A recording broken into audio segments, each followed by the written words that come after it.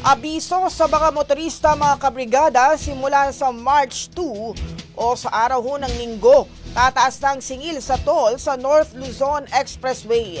Tataas ang 5 pesos sa Class 1 vehicles, 13 sa Class 2 at 15 sa Class 3 sa NLEX Open System mula Balintawak hanggang sa Marilao, Bulacan exit.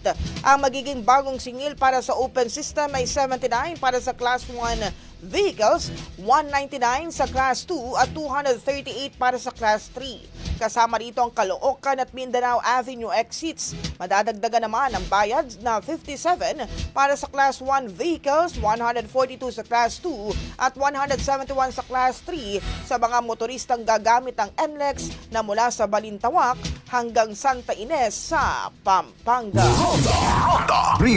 Ang bahaging ito ay hatid sa atin ng Power Cells Herbal Capsule. Tuldukan ang sakit dahil ikaw ang sandigan.